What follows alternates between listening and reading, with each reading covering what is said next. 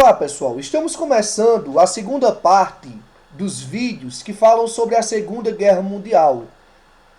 As pessoas que tiveram a oportunidade de assistir a primeira parte desses vídeos devem ter percebido que ao decorrer do conteúdo falamos um pouco sobre os pontos de tensão que levaram ao início do conflito. Inclusive terminamos a videoaula falando sobre as invasões de Hitler aos países circunvizinhos. Na aula de hoje, nessa parte 2, nós continuaremos falando sobre elementos de tensão, analisando como é que essa invasão de países circunvizinhos contribuiu para dar força ao governo de Hitler e, consequentemente, o início da Segunda Guerra Mundial. Para a gente poder entender esse contexto, eu vou mostrar aqui algumas imagens. A primeira imagem que vocês podem ver aí, no qual o título traz aí a seguinte abordagem, diz o seguinte: políticas soft power por parte de Inglaterra e França ajudam a Alemanha a se expandir. Quando a gente vai estudar sobre relações diplomáticas entre países, a gente percebe que existem duas maneiras de solucionar conflitos: a política soft power e a política hard power. O que é que diferencia uma da outra? O que diferencia uma da outra é o seguinte: a política soft power é aquela política que tenta resolver os conflitos a partir do diálogo, a partir da conversa. Na maioria das vezes ela consegue resolver o problema. Porém, existem momentos na história que só o diálogo ele não resolve. Aí entra a política hard power, que é aquela política, vamos dizer, de conflito direto, que geralmente só é adotada em casos extremos, ou quando os países geralmente ultrapassam todos os limites éticos, morais e econômicos. E o que é que chama a atenção? Por que é que eu trouxe aqui o tema política soft power? É porque essa política vai ser adotada em relação a Hitler. A gente vê, por exemplo, quando lê A Era dos Extremos, de Eric Hobsbawm, que o mesmo aponta que Inglaterra e França haviam perdido uma geração inteira de jovens ao decorrer da Primeira Guerra Mundial. E dado essa quantidade de mortes, essa perca de gerações, essas duas nações tinham medo de que de fato ocorresse um novo conflito. Então o que é que acontece? Todas as vezes que Hitler avançava na quebra do Tratado de Versalhes, invadindo países circunvizinhos, a maneira encontrada por Inglaterra e França para não gerar um conflito era o diálogo. Só que o que é que chama a atenção? É que Hitler ele não dava ouvido a esses diálogos. Pelo contrário, quanto mais falavam os ingleses e franceses, mais Hitler se aproveitava da ocasião para poder expandir os interesses alemães. Prova disso a gente vê nessa charge aí, destacada. Tem o nome Polônia na porta, com uma tranca de canto a canto com o nome Império Britânico, haja vista que o território polonês é criado a partir das sanções britânicas.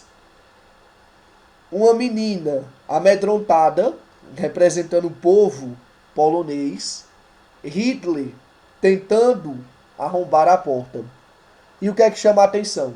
É que diante desse cenário construído, o primeiro-ministro britânico, o que existia antes de Churchill, ele diz: o senhor não poderia dar um jeitinho de arrombar a porta sem estragar a tranca? Ou seja, o diálogo. É claro que Hitler ignora totalmente isso e invade o território polonês. E assim, não foi por falta de avisos que o exército alemão estava prestes a entrar em um conflito, a gerar um conflito mundial. Prova disso também a gente vê na Guernica. A gente vê que momentos antes da Segunda Guerra Mundial ocorrer, houve uma guerra civil na Espanha e os alemães pegaram seus aviões bombardeiros e lançaram bombas sobre a cidade de Guernica para mostrar o poderio militar que os alemães haviam readquirido. E o que é que acontece? Vai haver milhares de mortes nessa região. A ponto do pintor espanhol Pablo Picasso desenhar um quadro destinado a esse evento, que é esse quadro que vocês estão vendo aí, onde você vê pessoas machucadas, braços, pernas, pedaços de animais também espalhados, uma mãe gritando com o filho nos braços, ou seja, um terror total. Esse quadro ele tem uma importância tão grande que hoje em dia ele é apresentado, vamos dizer, na sede da ONU em Washington e serve de alerta para os perigos de negligenciar-se políticas totalitaristas, políticas fascistas, nazistas, que tendem a prejudicar milhares de pessoas. Quando se esquece de voltar-se os olhos para pessoas com pensamentos totalitaristas, às vezes a gente pode gerar massacres como ocorreram em Guernica e posteriormente à Segunda Guerra Mundial. Então fica aí o alerta. Outro elemento que chama a atenção é a política soft power que eu estava citando anteriormente. Ela vai ser tão ineficaz que Hitler, em um determinado momento, chega a invadir a França sem resistência praticamente e toma o país. Prova emblemática disso são as imagens dele passeando próximo à Torre Eiffel. E para finalizarmos, quero apresentar a vocês Stalin, que não tinha nada a ver, vamos dizer, com França e Inglaterra, mas que também tinha medo do exército alemão. Prova disso é que quando Hitler vai invadir a Polônia, que era uma área de interesse também da União Soviética, Stalin vai se propor a fazer um acordo com Hitler de divisão do território, um acordo de não agressão. E o que chama a atenção é que as pessoas olharam para esse episódio olhando o Stalin como uma pessoa idiota, como uma pessoa que não sabia o perigo que estava correndo. Hitler é representado nessa charge como o noivo, Stalin como a noiva sorridente, e logo abaixo a gente vê o slogan, a frase: até quando irá durar esse casamento? Que a gente sabe que durou muito pouco.